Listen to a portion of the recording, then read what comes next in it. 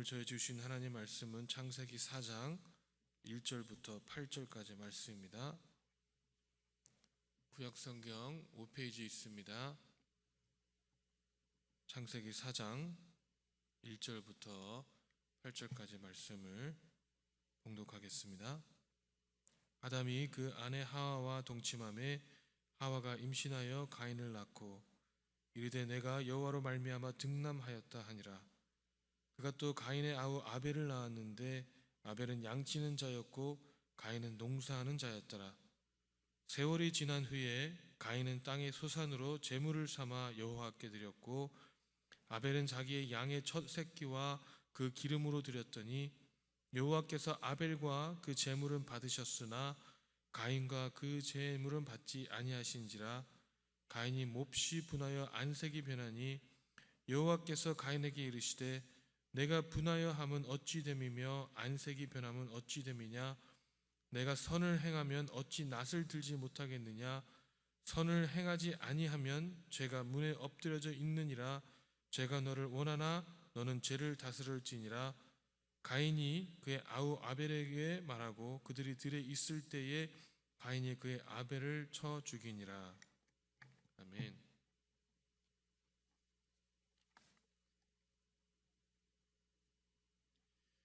이 에덴 동산에서 쫓겨난 아담과 하와는 이 수고하고 땀을 흘림으로 이제는 가정을 꾸리며 살아가게 됩니다. 이 범죄하기 전에는 에덴 동산에서 임의로 실과를 먹고 동산을 거닐며 하나님과 대하며 살았지만 이 타락한 이후에는 하나님과의 관계가 두절되어 이제는 하나님을 만나기 위해서는 제사를 드렸습니다. 이제는 비록 타락하여 에덴 동산에서 쫓겨났지만 이 하나님께 감사해야 할 일은 여전히 많이 있었습니다.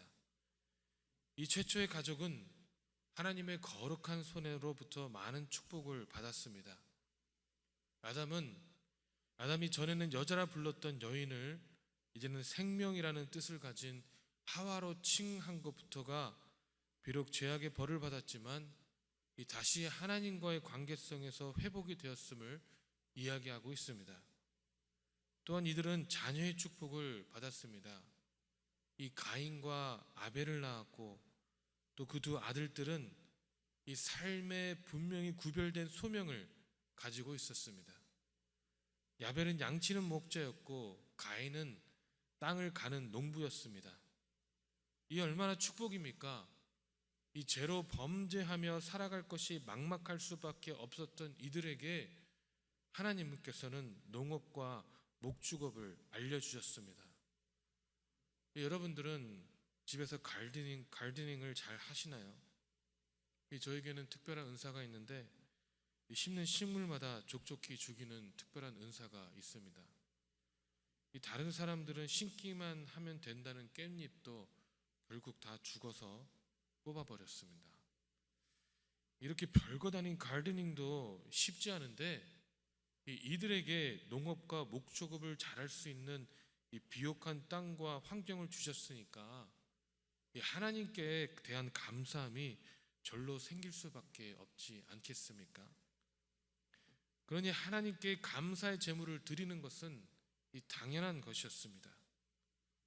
그런데 문제는요, 시간이 지나면서 생겼습니다. 즉, 이 가인의 제사, 하나님께 드리는 예배에 문제가 생겼습니다. 오늘 본문의 말씀 3절, 5절을 보니 세월이 지난 후에 가인은 땅의 소산으로 제물을 삼아 여호와께 드렸고 아벨은 자기도 양의 첫 새끼와 그 기름으로 드렸더니 여호와께서 아벨과 그 제물을 받으셨으나 가인과 그 제물은 받지 아니하신지라. 가인이 몹시 분하여 안색이 변하니 라고 말씀하고 있습니다. 왜 하나님께서 아벨의 제사는 받으시고 가인의 제사는 받지 않으셨나에 대한 신학자들의 사이에서는 이 다양한 의견들이 있습니다.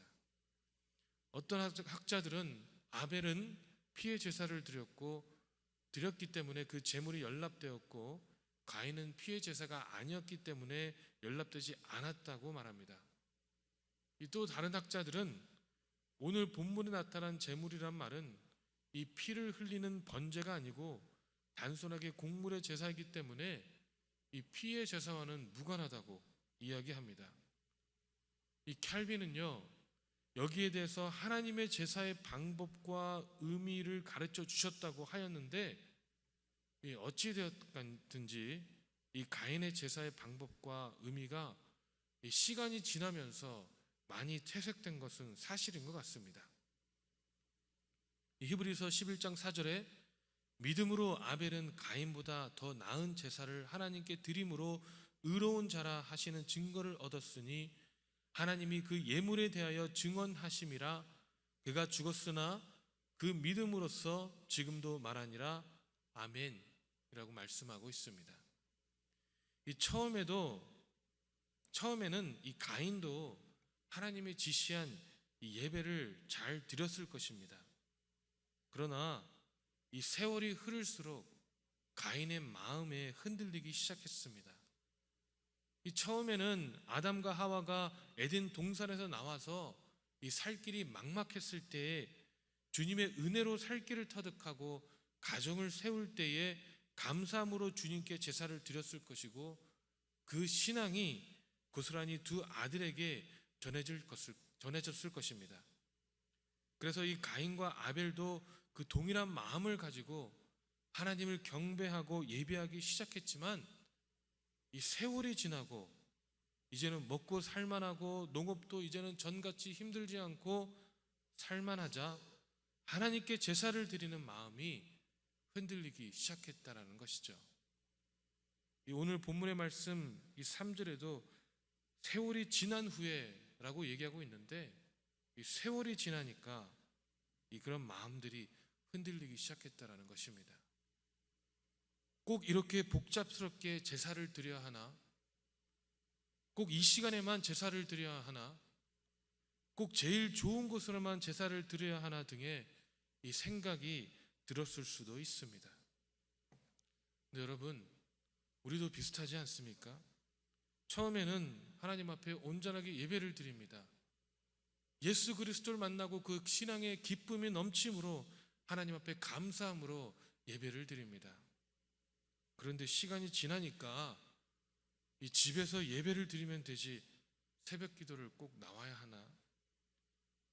크리스마스 때 꼭 예배를 드려야 하나? 예배만 드리면 되지 꼭 봉사를 해야 하나? 성경 공부는 꼭 해야 하나? 꼭 구역 예배를 드려야 되나? 피곤한데 부흥회를 꼭 참석해야 하나? 이런 등의 생각들이 우리를 지배하기 시작한다면 우리는 이 가인과 같은 생각을 하고 있는 것입니다. 여러분, 분명히 알아야 될 것은 이 가인이 예배를 안 드린 것이 아닙니다. 이 가인도 아벨과 같이 하나님을 섬겼고 예배를 드렸습니다. 하지만 가인은 본인 멋대로 아무렇게나 예배를 드렸다는 것입니다. 이것이 문제라는 것이죠. 이것이 바로 사단의 방법이라는 것입니다. 여러분들이 결혼식 많이 가보셨죠? 이 결혼식의 주인공은 신부라고 합니다. 그렇기 때문에 여러분들 알다시피 결혼식의 모든 것은 이 신부와 신랑의 의견대로 하지 이 결혼을 축하하러 온 하객들의 의견대로 하는 것이 아닙니다.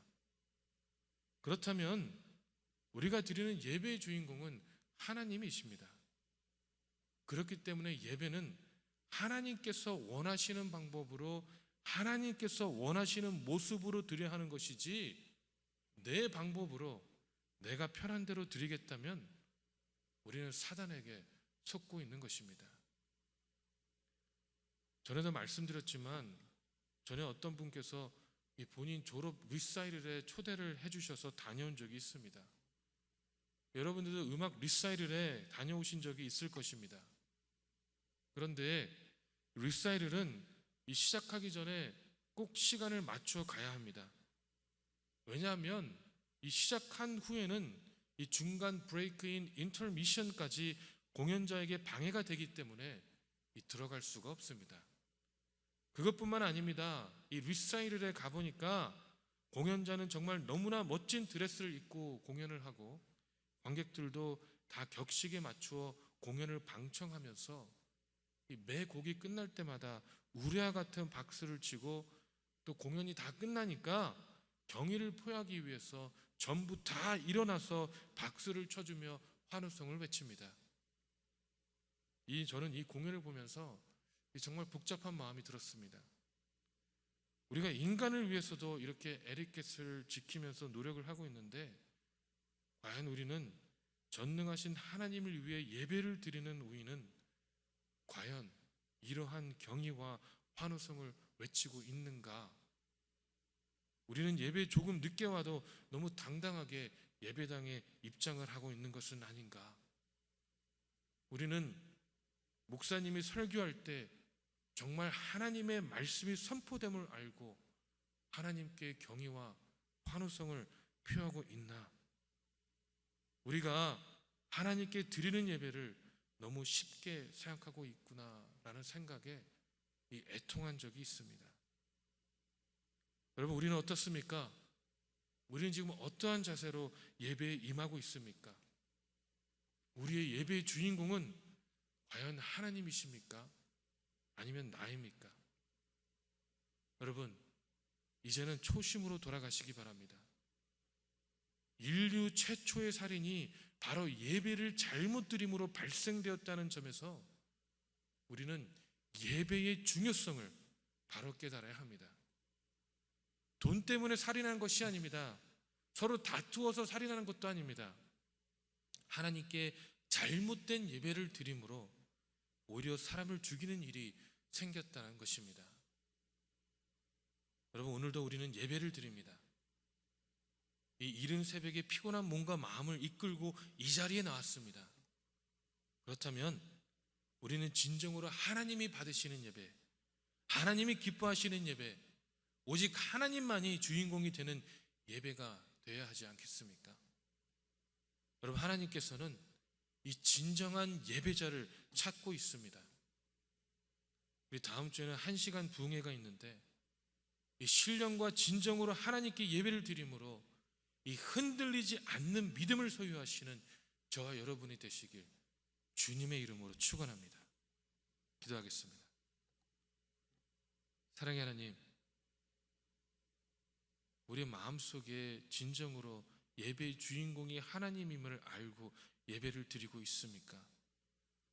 우리가 날마다 우리의 모습을 주님 앞에 내려놓고 하나님만이 나의 삶의 주인 되신다는 고백 가운데 살아가고 있습니까?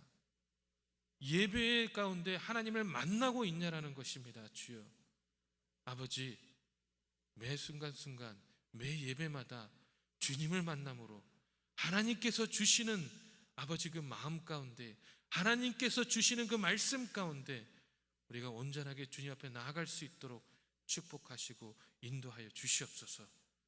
우리의 부족한 모습들, 아버지, 우리가 갖고 있는 아버지 우리의 강팍함들 주님 앞에 내려놓고 하나님이 온전히 말끔하게 씻어주기만을 간구하고 있사오니 아버지, 그 간구함 속에서 우리에게 주님의 은혜와 우리에게 주님의 사랑을 허락하심으로 이제는 나의 모습대로 살아가는 것이 아니라 하나님의 주시는 은혜 가운데 살아갈 수 있는 하나님의 자녀들 될 수 있도록, 하나님의 귀한 교회가 될 수 있도록 축복하시고 인도하여 주시옵소서. 감사드립니다. 살아계신 예수 그리스도 이름으로 기도했습니다. 아멘. 우리 시간에도 우리 믿음을 위해서, 또 우리 교회를 위해서, 우리 사랑하시는 담임 목사님과 사모님을 위해서, 또 부흥회를 위해서 우리 시간에 부르짖는 시간을 갖겠습니다. 주여!